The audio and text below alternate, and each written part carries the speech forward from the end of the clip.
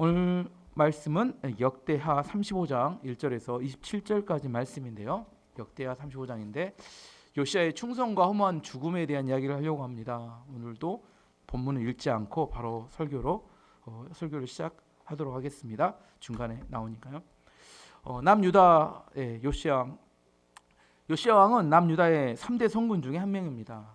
남유다의 3대 성군을 이야기하면 지난주에 이야기했죠. 여호사밧, 히스기야 그리고 요시야 3명을 이야기합니다. 이 3명의 특징은 뭐냐면 그들의 기준은 다윗 왕이었습니다. 다윗 왕이 자기들의 모델이었고 다윗 왕처럼 하나님을 섬기기를 원했고 다윗 왕처럼 백성들을 다스리기를 원했다. 이들의 목표이고 방향이었습니다. 첫 번째 여호사밧은 뜻에 의미가 있다겠죠. 여호사밧의 뜻의 의미는 여호와니까 하나님은 재판관이시다. 이 사밧이 재판관이거든요. 하나님은 재판관이시다. 그래서 여호사밧 하면 재판관들을 각 마을에 다 보내서 이스라엘 백성들로 하여금 하나님의 말씀을 들을 수 있도록 돕는 역할을 재판관이 했습니다. 이게 여호사밧의 특징입니다. 두 번째 히스기야 왕은 기도의 사람이었습니다. 그는 기도함으로 아시리아의 18만 5천 명을 하루에 다 물리쳤습니다. 본인이 물리친 게 아니라 하나님이 물리쳐 주셨죠. 그래서 풍전등화 같은 거의 나라가 멸망할 위기에 있었는데 나라를 구했습니다. 오늘 본문은 세 번째 요시야인데 지난주 한번 살폈는데 요시야는 8살에 왕이 되었습니다. 그는 왕이 돼서 8살부터 시작해서 신앙이 점점점 성장해 갔습니다. 우리 아이들도 이렇게 요시야처럼 성장하면 좋은데 16살 때 성경에 나온 걸로는 그가 하나님을 인격적으로 만납니다. 성경 표현으로는 다윗의 하나님을 따랐더라 이렇게 표현되어 있습니다. 20살 때 그가 이제 나라 안에 있었던 우상을 제거하는 일을 합니다. 20살부터 시작해서 26살까지 우상 제거를 합니다. 그리고 26살이 되었을 때 그가 성전 재건을 하는 중에 성전 헌금궤에서 뭘 하나 발견합니다. 뭘 발견했어요? 모세의 율법책, 지금 봤을 때 토라라고 하는 모세의 율법책을 발견합니다. 이 율법책이 남유다와 요시야의 인생을 완전히 뒤집어 놨습니다.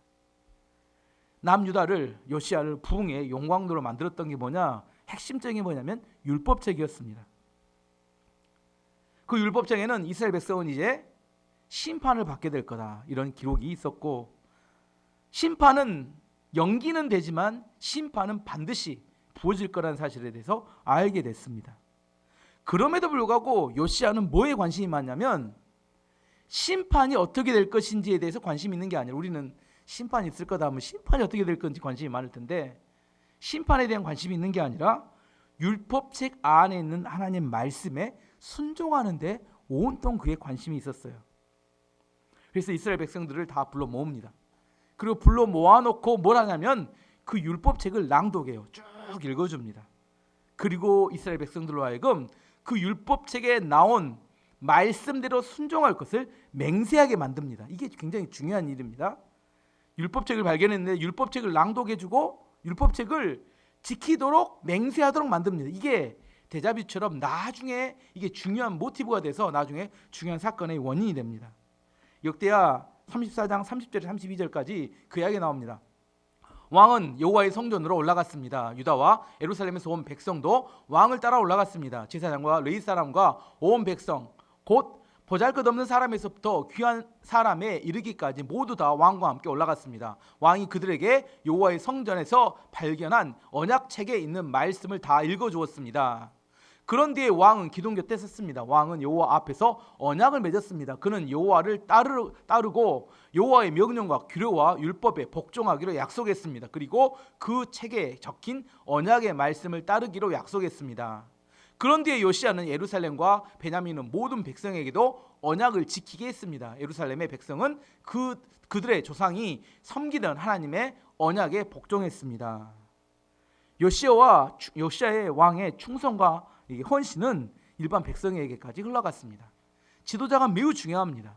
지도자 한 사람이 변하면 그 지도자 한 사람 때문에 전 공동체가 축복과 은혜를 받습니다. 이 지도자가 중요합니다. 지도자 한 사람이 무너지면 그 공동체 전체가 무너집니다. 지도자를 누구를 세우느냐 이게 엄청나게 그 공동체 안에 중요한 기준이 됩니다. 어쨌든 요시야는 남유다의 큰 축복이 되었습니다. 요시야가 그 발견했던 그 율법책을 읽고 난 다음에 그는 어떻게 하기를 원했냐면 그 율법책 그대로 순종하기를 원했어요. 이게 중요합니다. 그래서 그 율법책을 읽다가 가장 마음에 감동이 되는 부분이 뭐였냐면 유월절이었습니다. 우리도 다시 유월절을 지켜야겠다.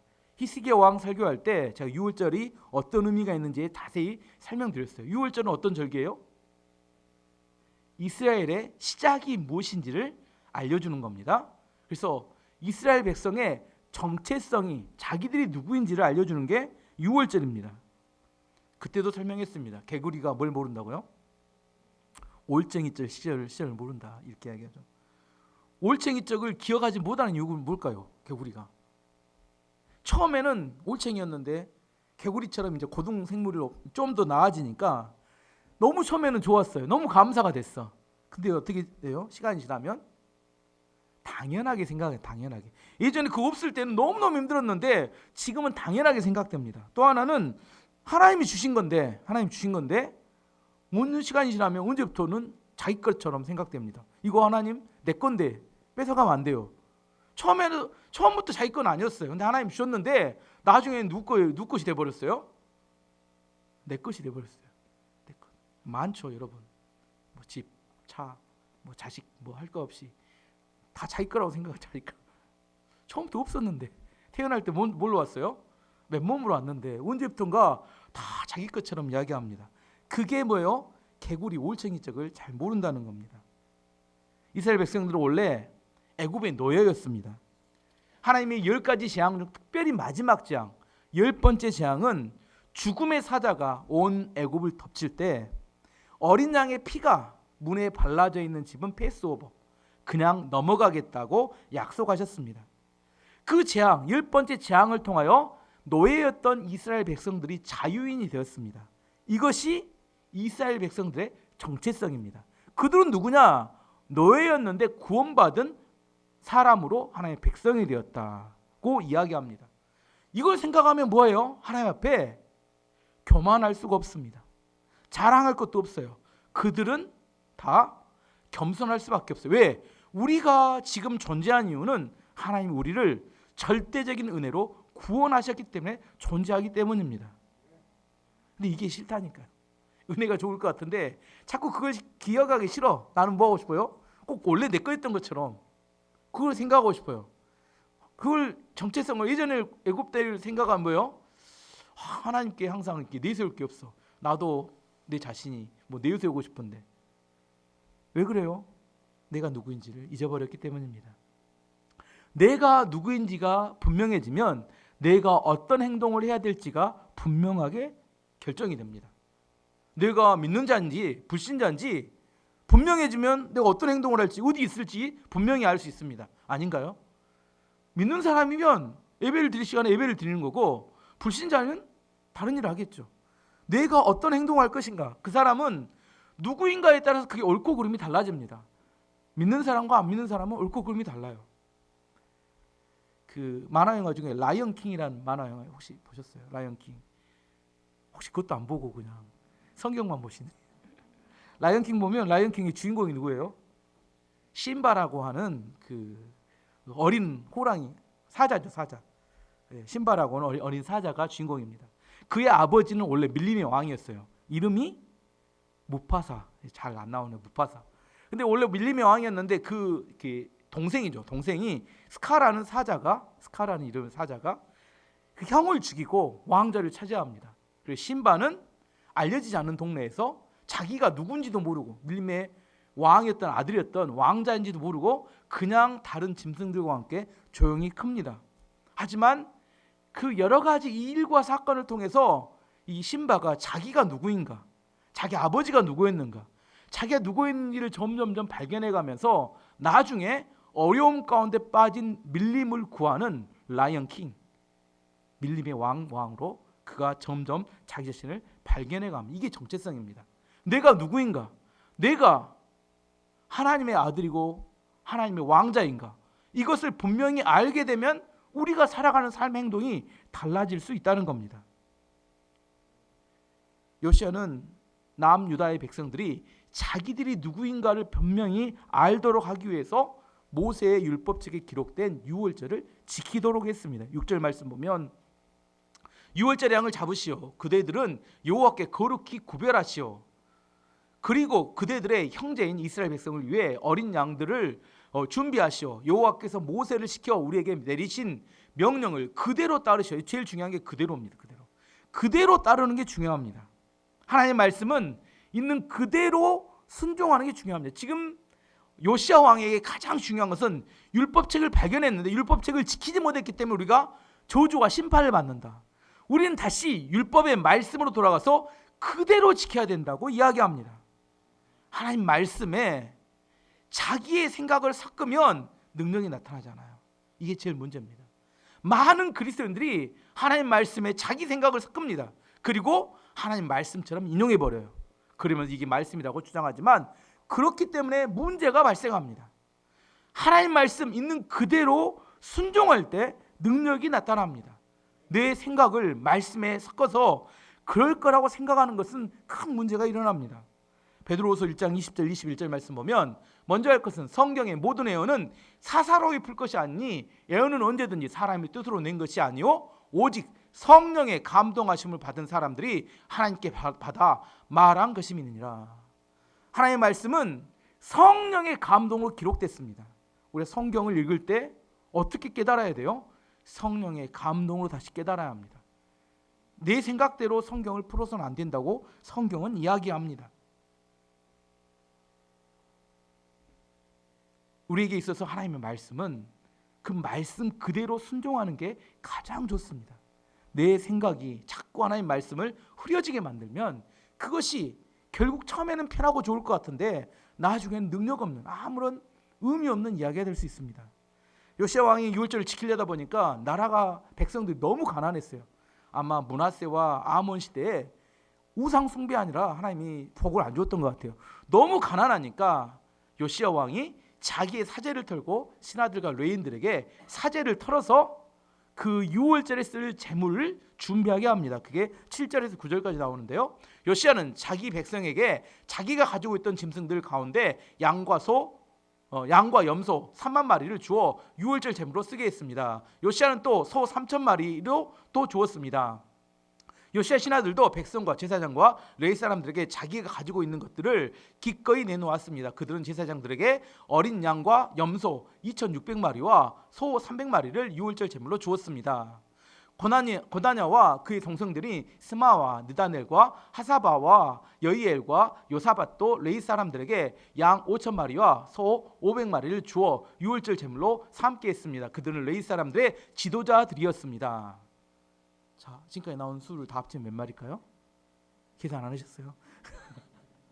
양과 염소가 37,500마리 제가 다 계산했습니다. 소는 3,800마리. 이걸 누구에게 줬다고요? 원래 유월절을 지내면 각 집에서 다 어린 양을 잡아가지고 밤새 그걸 이렇게 뜯어먹으면서 집 밖에 안 나가는 그런 행사를 하죠. 근데 양이 없었어요. 그랬더니 지도자들이 다 자기 것을 내어가지고 백성들에게 양을 나눠주고, 물론 유월절 어린 양은 잡고 그것은 제사를 지내지만 나머지는 모두 다 양을 잡아서 할 수 있도록 지도자들이 자기의 사제를 틀어서 내놓았다는 겁니다. 지도자는 백성들 위해서 희생할 줄 알아야 합니다. 하나님께서 우리에게 주신 재물은 사명을 위해 쓰라고 주신 거지, 요즘 말한 것처럼 내 돈을 내가 쓰는데 무슨 문제냐, 이게 지도자는 아닙니다. 물론 자기 돈으로 자기가 쓸 수 있겠죠. 하지만 하나님의 백성의 지도자는 자기 돈을 사명을 위해 쓸 줄 알아야 합니다. 어쨌든 많은 짐승을 가지고 유월절을 지내야 했기 때문에 레위인들이 밤 늦게까지 제사장들과 함께 일했습니다. 14절 말씀 보면 모든 일을 마친 뒤에 레위 사람들은 자기들과 아론의 자손인 제사장들 위해 고기를 준비했습니다. 제사장들은 번제를 드리고 제물을 기름을 태우면서 밤까지 일했습니다. 그래서 질문, 레위 사람과 제사장들이 밤 늦게까지 일하는 게 힘들었을까요? 즐거웠을까요? 행복했을 거라고 생각합니다. 진짜 힘든 게 뭐냐면, 진짜 힘든 것은 성전에 불이 꺼져서 할 일이 없는 게 진짜 힘듭니다. 레위인과 제사장인데 할 일이 없어. 아무도 안 찾아와. 더 이상 성전의 문은 닫혔고 혈 불이 없어요. 그때가 제일 어렵습니다. 제가 설교하는 게 얼마나 행복하고 좋은지 모릅니다. 설교를 들어주는 성도들이 있다는 게 얼마나 행복한지 몰라요. 제가 참 교회를 개척할 때 하나님께 서원기도를 하나 했는데, 하나님, 제가 그때 아무도 없을 때, 이제 우리 가족하고 몇 가정밖에 없을 때, 하나님, 제가 새벽기도에 5명만 나오면 내가 평생 하나님 새벽 설교를 하겠습니다. 새벽기도를 없애지 않고. 그때는 뭐 아무도 없으니까. 근데 꼭 5명 이상은 나오더라고. 저 윤경희 사모님, 그다음에 부목사님, 부목사님 사모님 한 명만 나오면 돼. 처음부터 우리는 전도사가 있었기 때문에, 전도사 사모님, 그래서 이거 처음에 한 10명 늘릴 건데 잘못했나. 어쨌든 지금까지 5명 이하로 줄어들지는 않았습니다.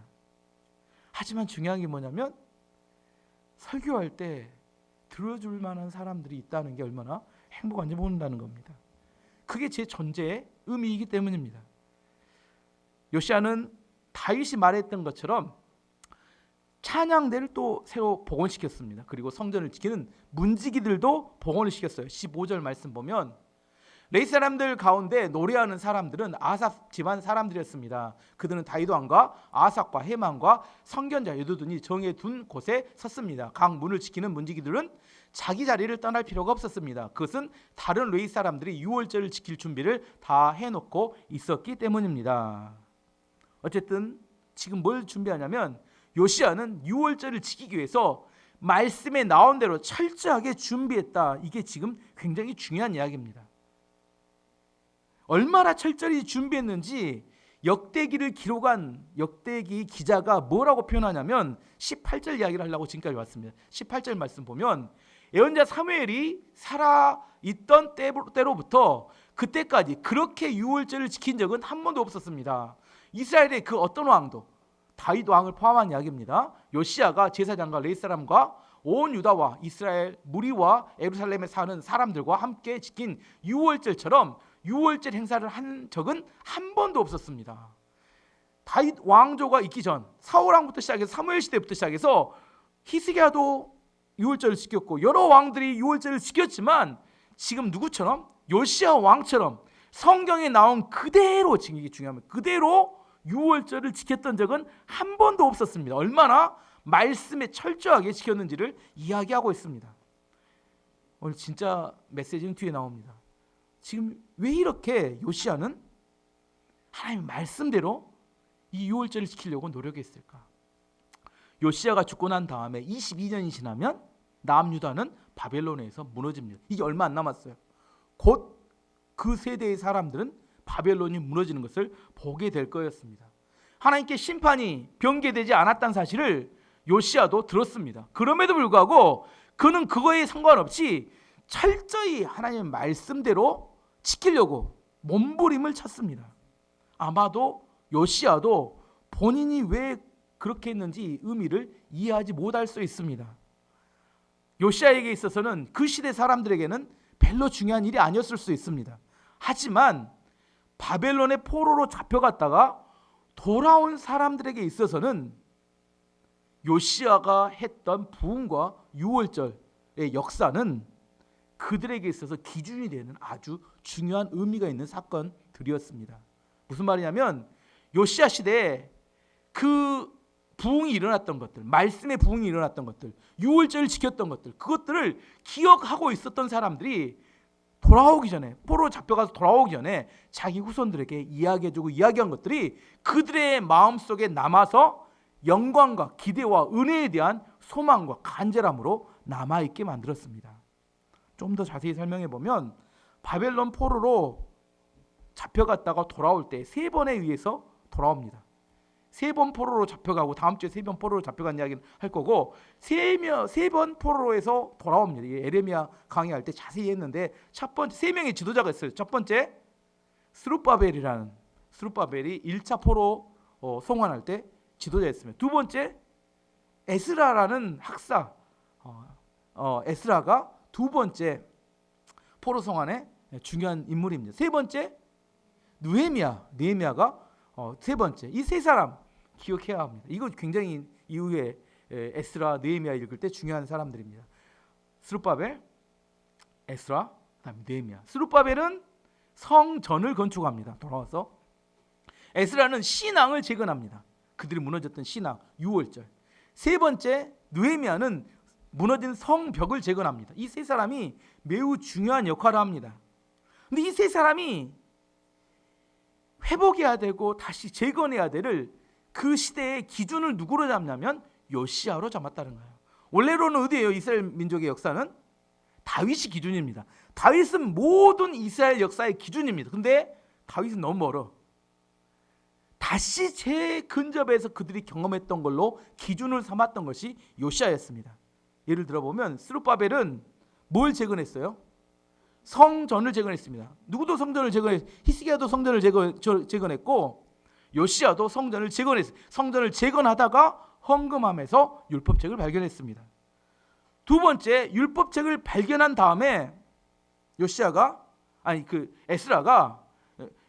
율법책을 발견해서 사람들을 모아서 낭독해 줬죠. 에스라가 수문 앞 광장에 이스라엘 백성들을 다 긁어 모읍니다.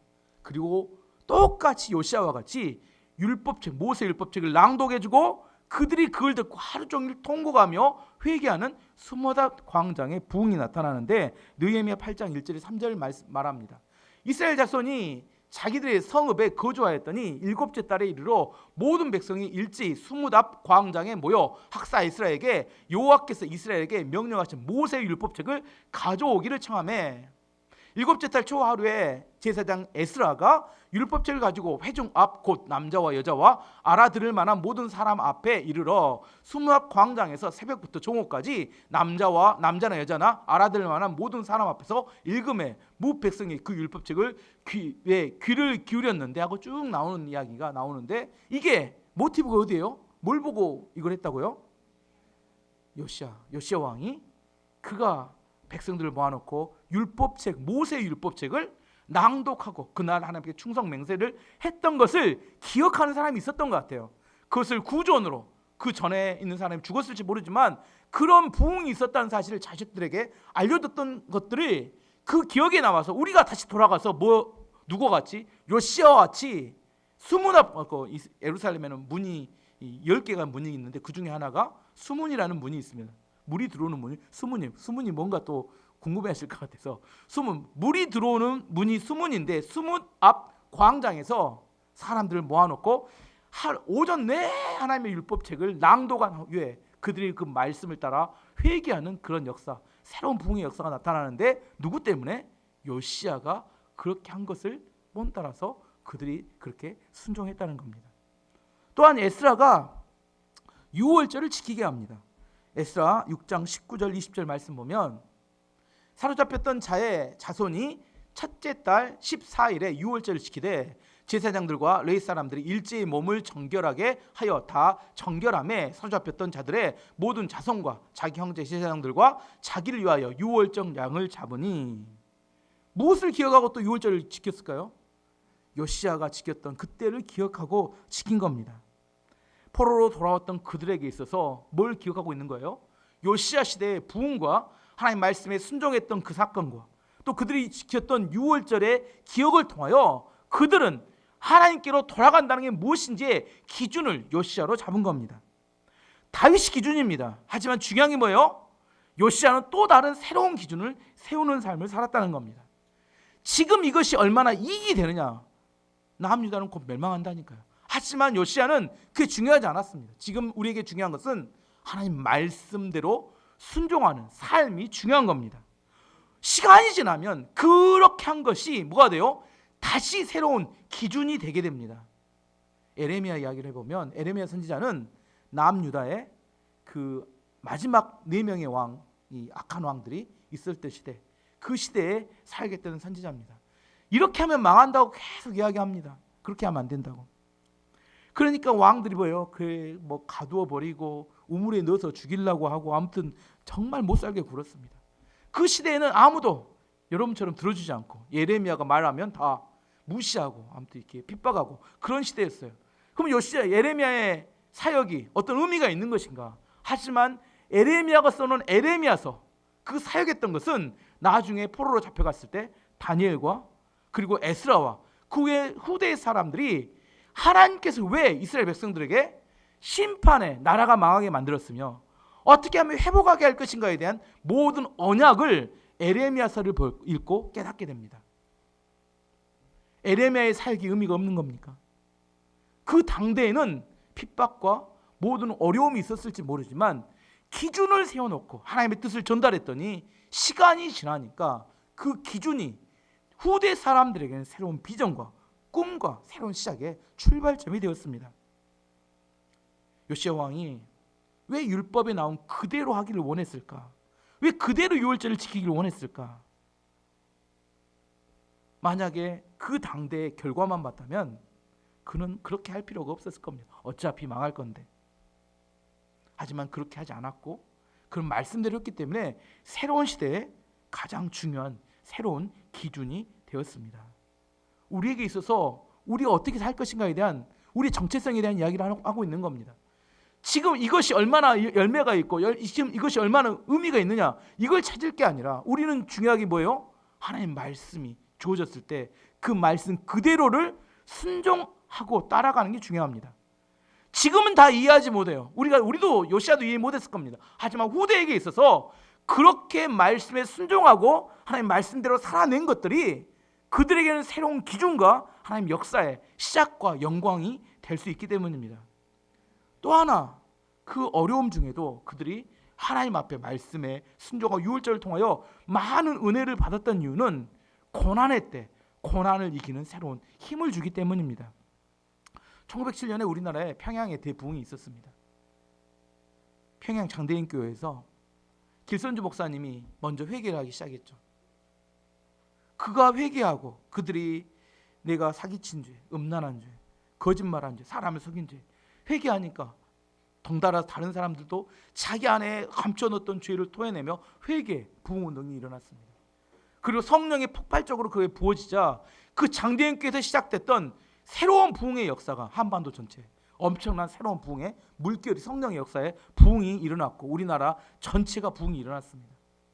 이 부흥은 무슨 의미가 있는 걸까? 그리고 3년 후에 1910년에 우리나라가 한일합방돼서 일본에 속국이 되고 말았어요. 주권을 잃어버렸습니다. 은혜가 부어졌는데 나라가 망해버렸어요. 비슷합니다. 지금. 무슨 의미가 있느냐? 하지만 그때 당시에 평양에 대부흥이 없었다면 우리 민족은 한일 일제강점기의 고통을 이겨내지 못하고 주저앉아버릴 수 있다는 사실입니다. 그 고난과 어려움을 어떻게 이길 수 있느냐? 하나님께서 주셨던 은혜를 붙들고 기도하며 그들의 정체성을 잊지 않고 그들이 이겨낼 수 있던 원동력이 되었던 것이 하나님의 부흥과 은혜가 있었기 때문입니다. 우리 인생을 살다 보면 고난이 있습니다. 고난이 있을 때 두 가지 결과가 맺어져요. 고난 중에 성장하는 사람이 있고 고난 중에 썩어버린 사람이 있습니다. 고난 중에 하나님 은혜가 없고 하나님 말씀에 약속이 없는 사람은 썩어서 없어져 버립니다. 왜 썩냐? 마음에 약속이 없고 하나님 은혜가 없으면 썩어서 죽습니다. 하지만 하나님의 약속이 있고 은혜가 있으면 그 고난을 딛고 성장하며 하나님께 쓰실 만한 아름다운 모습으로 바뀌게 됩니다. 야고보서 1장 2절에서 4절이 그걸 이야기합니다. 내 형제들아 너희가 여러 가지 시험을 당하거든 온전히 기쁘게 여기라. 이는 너희 믿음의 시련이 인내를 만들어내는 줄 너희가 알미라. 인내를 온전히 이루라. 이는 너희로 온전하고 구비하여 조금도 부족함이 없게 하려 함이라. 우리에게 있어서 고난이 있냐 없냐 이것은 중요하지 않습니다. 고난은 우리 삶의 일상에 항상 있는 겁니다. 하지만 약속이 있고 은혜가 있으면 그 고난을 통해서 우리는 원하는 목적지를 더 빨리 갈 수 있습니다. 고난이 있어서 못 가는 게 아니라 고난이 있는데 뭐가 없어요? 은혜가 없고 약속이 없기 때문에 우리가 그 주저앉고 썩어져 버리고 마는 겁니다. 요시야의 부흥은 나라를 잃고 포로로 잡혀간 남유다의 백성들에게 마지막 하나님의 은혜와 영광을 보여준 겁니다. 내 안에 하나님의 영광과 은혜를 봤어요. 그러면 그들의 기억 속에 남아 있습니다. 갈망이 있어요. 뭔 갈망이 있어요? 우리가 다시 복원해야 되고 회복해야 될 곳이 어딘가에 대한 마음의 기억이 있습니다. 무슨 말이냐면 크게 부흥한 시대를 경험한 사람들은 마음속에 교회를 생각하면 뭐예요? 무조건 부흥한다고 생각합니다. 하지만 부흥을 경험하지 못해서 항상 교회가 힘들었어요. 그럼 그 사람 뭐라고 생각하면 교회는 항상 힘들다 생각합니다. 우리의 삶 가운데 부흥과 하나님의 은혜를 체험하는 것이 얼마나 중요한지 모릅니다. 혹시나 그 부흥과 은혜를 체험했음에도 불구하고 힘들어지고 어려워집니다. 그럼에도 불구하고 우리 마음속에는 하나님 함께 하시면 얼마든지 부흥할 수 있어, 다시 회복할 수 있어, 이런 믿음과 확신을 갖게 됩니다. 가장 최악의 상황이었던 바벨론 포로로 잡혀갔음에도 불구하고 요시야의 부흥과 하나님의 놀라운 은혜는 그들에게 다시 하나님이 역사하시면 다시 회복될 수 있다는 약속을 주시는 것과 똑같았습니다. 우리는 결과가 중요한 게 아니라 하나님의 말씀에 순종하는 과정이 중요합니다. 그 과정이 있으면 우리는 언제든지 하나님 앞에 다시 원래 자리로 돌아갈 수 있습니다. 하나님께서 지금 남유다가 완전히 죄악으로 물들었기 때문에 그들 다시 고치기 원하셨어요. 하지만 고치는 방법이 뭐냐면 마지막에 큰 은혜를 통하여 하나님 말씀대로 부흥을 통하여 그들 마음 가운데 하나님 어떻게 일하신지를 분명하게 보여준 겁니다. 지금도 우리에게도 마찬가지입니다. 우리가 어떻게 살아가야 할 것인가, 지금 현재 당장 내가 원하는 것이 되냐 안 되느냐, 이게 중요한 게 아니라 뭐가 중요해요? 우리가 얼마나 하나님 말씀 앞에 충성스럽게 그 말씀 그대로를 살아가고 있는가. 하나님께서는 그렇게 살아갔던 그 삶을 통하여 우리 후대와 우리의 삶에 또 새로운 기준을 세워서 하나님 놀라운 역사가 일어나게 될 겁니다. 이게 요시야의 충성이었습니다. 근데 요시야가 이렇게 충성했는데 갑자기 너무 허무하게 죽어버리고 맙니다. 괜히 남의 일에 참견하다가 죽어버렸어요. 허무하게 죽어버렸습니다. 요시야 이렇게 역대하에 보면 수많은 왕들이 죽어가는데 제일 안타깝고 이렇게 허무한 죽음이 요시야의 죽음입니다. 요시야의 시대는 그 중동 지역, 근동이라고 하죠. 근동 지역에 정치적으로 대격변이 일어나고 있는 시대였습니다. 그 당시 원래 최강대국은 누구였냐면 아시리아하고 애굽이었어요. 근데 아시리아하고 애굽이 점점 약해져 갖고 새로운 강자가 등장했는데 누구냐면 바벨론이 새로운 강자로 등장하게 됩니다. 바벨론하고 아시리아하고 전쟁이 붙었어요. 맞짱을 텄는데 누가 이기냐면 바벨론이 아시리아의 수도였던 느느웨를 점령하고 아시리아는 갈그미스라는 곳으로 도망치게 됩니다. 지도를 봐보겠습니다. 여러분 또 지도를 봐보시면 이게 바벨론이 여기 이 지역이 있고 이게 아시리아가 있습니다. 아시리아의 수도는 니느웨였습니다. 그리고 여기는 이집트가 있었어요. 여기는 이스라엘이고 남유다가 있습니다. 이것이 갈그미스인데 이 수도가 함락되니까 이곳으로 도망친 겁니다. 아시리아 이곳으로 도망쳐 있었어요. 그리고 그 당시에 이집트하고 아시리아하고 서로 외교를 해서 바벨론이 너무 세니까 우리가 힘을 합쳐서 바벨론을 무찌르자 하고 갈그미스에서 함께 모이기로 약속합니다. 우리가 연합해서 바벨론을 무찔러보자 이 약속했어요. 근데 이 갈그미스로 가려면 어디를 통과해야 돼요? 이스라엘을 통과해야 되면 이 길을 따라 가야 됩니다. 근데 이 길을 따라 가는데 지금 바쁘니까 전쟁이 일어나서 바쁘니까 가고 있는데 누가 나타나냐면 가고 있는 곳에 요시야가 군대를 끌고 무기또에 가서 만나게 됩니다. 누굴 만나면 이집트 왕이었던 느고 왕, 바로 느고입니다. 바로 왕인데 이름이 느고였어요. 느고라는 바로 느고라는 왕을 무기또에서 만나서 전쟁을 하자고 합니다. 그랬더니 바로 느고는 너는 상관없는 일이니까 전쟁하지 말고 나를 보내주라 이야기합니다. 그 이야기가 20절, 21절에 나옵니다.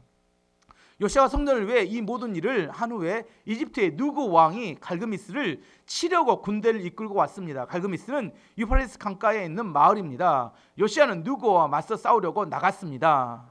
그러자 느고가 요시야에게 사람들을 보내어 말했습니다. 요시야 왕이여, 그대와 나는 싸울 이유가 없소. 나는 내 원수와 싸우러 온 것이지 그대와 싸우러 온 것이 아니오. 하나님은 나더러 서두르라고 하셨소. 하나님은 내 편이시오. 그러니 하나님과 싸우려 들지 마시오. 그랬다가는 하나님께서 그대를 멸망시킬 것이오. 우리 싸우지 말자. 너 일 아니니까 좀 저쪽에 있어라 이야기했습니다. 근데 요시야는 물러서지 않고 결사항전의 의지를 불태웁니다. 왜 그랬을까요? 이게 중요한 이야기입니다. 왜 요시야는 남의 나라 전쟁에 굳이 이렇게 강대국이었던 바로 누구와 전쟁하려고 했을까? 그 이유는 아시리아에 대한 적개심과 두려움 때문이었습니다. 꼭 요나 선지자와 비슷합니다. 무슨 말이냐면 아시리아는 남유다의 원수 국가였어요. 아시리아는 히스기야 왕 때 동족이었던 북이스라엘을 멸망시킨 나라입니다. 그냥 멸망시킨 게 아니라 아주 잔인하고 잔혹했습니다. 남자들은 다 죽이거나 포로로 잡아가고 다른 민족을 이동시켜서 여자들은 다 겁탈하게 만들었어요. 그래서 혼혈 민족이 생겨버린 겁니다. 여자들이 다 겁탈을 당해서. 그래서 새로 생긴 민족이 사마리아 사람입니다. 이 사마리아 사람은 아시아라는 그 나라가 북이스라엘의 여자들과 다른 민족을 섞어버려서 혼혈 민족을 만들면 얼마나 잔인하고 잔혹한 민족인지 모릅니다. 그래서 그 남유다 사람들은 그 생각하면, 아시라를 생각하면 이가 갈려요. 요나를 생각하면 알 수 있습니다. 우리나라 사람들이 일본 사람을 생각한 것보다 훨씬 더 싫어하고 미워하는 민족입니다. 요시야 생각에는 아시리아가 이제 망해가고 있는데 누가 도와주러 가요?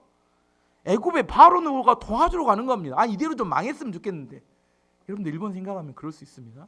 이대로 좀 망했으면 좋겠는데 도와줘서 다시 아시리아가 새로운 힘을 얻어가지고 강해진다면 기분이 별로 안 좋아. 아, 안 되겠다. 이거 어떻게 해야 되겠다? 가서 막아야겠다.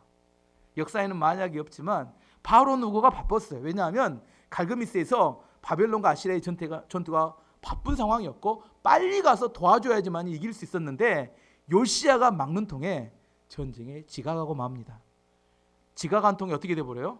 이미 갈그미스에서 이렇게 아시리아가 패배하고 맙니다. 빨리 갔으면 어떻게 될지는 모르는 상황이었는데 이 요시야가 그걸 막아버렸어요. 그리고 요시야는 이렇게 바로 누구하고 전쟁을 했는데 거기서 전사하고 맙니다. 요시야가 왜 바로 누구를 막았다고요? 적개심과 두려움 때문에. 하나님 뜻이 아니었습니다. 민족주의적인 생각 때문에 그걸 막았습니다. 바벨론이 아시리아가 강해지면 안 된다. 문제는 이 생각이 하나님의 뜻이 아니라 자신 개인의 민족주의적인 생각이었다는 겁니다. 22절 말씀 보면 그러나 요시야는 되돌아가지 않았습니다. 요시야는 아무도 알아보지 못하게 변장을 했습니다. 요시야는 누구가 하나님의 명령을 받아 한 말을 듣지 않았습니다. 요시야는 무기또 골짜기로 싸우러 나갔습니다. 바로가 하나님의 말씀을 들었고 그 말씀을 전달한다고 생각하지 않았습니다. 왜요? 왜 그랬어요? 자기 안에 민족주의적인 생각에 사로잡히니까 무엇이 안 들려요? 하나님의 말씀이 들리지 않습니다. 그래서 전쟁에 나가서 허무하게 죽어버리고 말았습니다. 예수님께서 제자들에게 이제 내가 십자가를 져야겠다 이렇게 이야기하시니까 베드로가 예수님 꾸짖듯이 이야기합니다. 절대로 안 됩니다. 마태복음 16장 22절을 보면 베드로가 예수를 붙들고 항변하여 이르되 주여 그리 마옵소서 이 일이 결코 주께 미치지 아니하리이다. 왜 그랬어요? 제자로서 스승에 대한 의리로 이야기한 겁니다. 스승이 죽는다니까 내가 십자가를 지러 가야겠다 했더니 아무도 안 말려. 여러분이 의리가 없는 거죠. 죽으세요 가서. 의리로 막았습니다. 근데 이게 하나님의 뜻이 아니라 사단의 말을 인용한 거나 똑같다고 이야기하는 겁니다. 예수님께서 마태복음 16장 23, 24절을 보면 예수께서 돌이켜 베드로에게 이르시되 사단아 내 뒤로 물러가라. 너는 나를 넘어지게 하는 자로다. 내가 하나님의 일을 생각하지 아니하고 도리어 사람의 일을 생각하는도다 하시고 이에 예수께서 제자들에게 이르시되 누구든지 나를 따라오려거든 자기를 부인하고 자기 십자가를 지고 나를 따를 것이니라. 베드로가 그렇게 이야기한 것은 인간의 의리였을지는 모르지만 하나님의 뜻이 아니라 사람의 일을 생각했기 때문이다. 내 제자가 되기를 원하면 자기 생각을 부인해야 된다고 예수님이 그 다음에 덧붙여서 분명하게 말씀하십니다. 우리가 가지고 있는 민족주의적인 생각, 우리가 가지고 있는 정치적인 견해, 우리가 가지고 있는 세상의 가치관들로 인해서 하나님의 뜻이 방해받을 수도 있다는 사실을 기억해야 합니다. 우리가 느낄 때는 너무 중요한 것 같아요. 그거 없으면 안 될 것 같아. 하지만 하나님의 뜻이 아니라면 우리가 그걸 부인하고 내려놓을 수 있는 것이 믿는 사람의 삶의 태도입니다. 모든 상황을 가장 잘 알고 있는 분이 누굴까요? 하나님 아니실까요? 하나님이 모든 상황을 가장 잘 알고 있습니다. 요시야가 너무나 자기 생각에 대한 개인적인 확신을 가졌어요. 그래서 하나님 뜻을 읽지 못합니다. 이건 너무나 이것은 당연하게 돼야 돼 이렇게 막 확신하는 거 있잖아요. 그러다 허무하게 죽었습니다. 너무 자기 확신이 강한 사람, 이게 좀 문제가 될 때가 있어요. 하나님의 뜻이 아닌데 너무 확고한 자기 확신에 오류에 빠져버리고 맙니다. 우리는 어떤 일을 하기 전에 겸손하게 하나님의 뜻을 물어봐야 합니다. 고린도전서 10장 12절 이렇게 말합니다. 그런즉 선줄로 생각하는 자는 넘어질까 조심하라. 이 말씀을 또 자기에게 적용하지 않습니다. 내가 너무 이걸 확신을 해요. 하지만 그것 때문에 그 사람이 넘어질 수 있다는 사실을 알아야 합니다. 베드로처럼 믿음이 좋은 사람이, 요시야처럼 믿음이 좋았던 왕이 너무 신앙이 좋은데 자기가 가지고 있는 선입견과 편견이 있습니다. 너무 확신하다가 이를 그르치고 말았어요. 나는 만연신한 사람이니까 내가 이야기하는 모든 것은 옳아, 이런 생각을 하고 있는 사람들이 있어요. 내가 옳대요. 내가. 정말 여러분이 옳은가요? 누가 옳으세요? 하나님이 옳으십니다. 누가 옳아요? 하나님이 옳으십니다. 이게 우리의 기준이 돼야 하면, 하나님은 선하시다, 이건 하나님이 옳다는 이야기입니다. 하나님이 옳다는 건 내가 틀릴 수 있다는 사실을 항상 염두에 두고 살라는 이야기입니다. 너무 자기 확신이 많은 사람이 저는 무서워요. 너무 자기 확신이 많아서 꼭 그렇게 돼야 되고 그렇게 그거 아니면 안 된다고 이야기할 때 무섭습니다. 과연 정말 저 사람이 하나님도 아닐 텐데. 내 안의 생각은 항상 하나님께 내려놓고 물어봐야 합니다. 하나님이 옳다고 하는 게 맞습니다. 자기 확신에 차서 다른 사람을 무자비하게 공격하는 사람들, 자기가 너무 어렵기 때문에 다른 사람은 너무너무 쉽게 잘못했다고 이야기하는 사람들, 그게 얼마나 큰 문제가 있는지 생각해 보아야 합니다. 우리 안에서 하나님 말고 옳다고 이야기할 수 있는 사람은 아무도 없습니다. 자기 확신을 내려놓을 줄 아는 사람, 이 사람이 하나님께 쓰임받을 수 있는 사람입니다. 내가 아무리 확신이 돼도 하나님께 엎드려 물어봐야 합니다. 하나님을 의지해야 합니다. 요시야는 너무 좋은 왕이었어요. 정말 이보다 더 좋은 다윗 같은 왕이었습니다. 철저히 제가 이야기했죠. 그대로 말씀을 지키기를 너무나 원하는 사람이었습니다. 그런데 자기 확신에 빠져가지고 오류에 빠지고 말았어요. 아시리아는 안 돼, 이 생각이 벗겨지지 않으니까 그는 전쟁에 나가서 허무하게 죽어버리고 맙니다. 요시야가 얼마나 중요한 사람입니까? 그 사람이 좀만 더 살았다면 역사가 바뀌었을지 어떻게 알 수 있습니까? 저도 항상 생각합니다. 이 사람의 생명이 내 생명뿐만 아니라 우리 교회 모든 성도들이 다 함께 걸려있는 사람이고, 함부로 행동하다가 내가 죽어버리면 여러분 어떻게 해요? 요시야도 그런 생각을 했어야 합니다. 남유다의 전체의 운명이 요시야 한 사람에게 걸려있는 건데, 함부로 죽어서는 안 될 사람이 함부로 경고망동하다 죽어버린 겁니다. 저뿐만 아니라 여러분도 마찬가지입니다. 이 시대에 하나님의 복음을 가지고 하나님의 말씀을 붙들었고 이 시대에 하나님의 영광을 드러내기 위해 살고 있다면 여러분 한 사람의 생명이 여러분 한 사람의 것이 아닌 걸 알아야 합니다. 함부로 죽으면 안 됩니다. 내 생명이 소중하다는 사실을 이해하고 알아야 합니다. 함부로 죽을 만한 것을 조심해야 합니다. 그래서 겸손하게 하나님께 묻고 살아가야 합니다. 오늘 말씀의 결론을 맺도록 하겠습니다. 요시야는 말씀에 철저하게 순종하기를 원해서 유월절을 지켰습니다. 그 철저하게 지켰던 것이 후손들에게 중요한 기준이 되었습니다. 부모 되신 여러분들은 여러분의 삶에 온전한 하나님 말씀의 삶을 참으로 자녀들에게 기준이 되는 삶을 사셔야 돼요. 여러분 개인의 삶을 얼마든지 괜찮을 수 있겠지만 다른 사람들에게, 그다음에 우리 자녀들에게 기준이 되는 믿음의 삶을 살아야 합니다. 100번 김구 선생님이 이야기하셨죠. 눈길을 걸을 때는 어지럽게 걷지 말라. 오늘 내가 걸어간 길이 훗날에 길을 걸어갈 사람의 이정표가 될 것이다. 우리가 걸어갔던 한 걸음 한 걸음, 저도 많이 생각해 봅니다. 내가 걸어간 한 걸음 한 걸음이 민족과 일반교회는 새로운 역사와 이정표가 될 수 있기 때문에 뭔가를 새로 시작할 때 많이 기도하고 시작해야 합니다. 또 하나는 항상 하나님의 뜻을 겸손하게 물을 줄 알아야 합니다. 너무나 내 확신이 강하기 때문에 오류에 빠질 수 있습니다. 특별히 민족주의적인 성향과 정치적인 성향을 가진 사람들, 그런 것들이 정말 하나님의 뜻이 아닌데 자기 생각에 빠져 있다면 그것이 아니라 하나님의 뜻 앞에 순종하는 것을 배울 줄 알아야 합니다. 아무것도 아닌 일에 허무하게 사소한 일에 목숨 걸지 말라 하는 것처럼 그런데 목숨 걸지 마시고 여러분 생명을 소중하게 여기시고 하나님께 쓰임받을 수 있도록 그렇게 여러분을 준비하고 사명을 위해 쓰임 받다가 하나님 앞에 갈 수 있어야 합니다. 말씀 결론 두 가지입니다. 말씀 앞에 충성하고 살아가는 것과 하나님의 음성 앞에 그 앞에 말씀을 따라 순종함을 통하여 여러분 하나님께 귀하게 쓰임 받는 믿음의 종들 되시기를 축원합니다.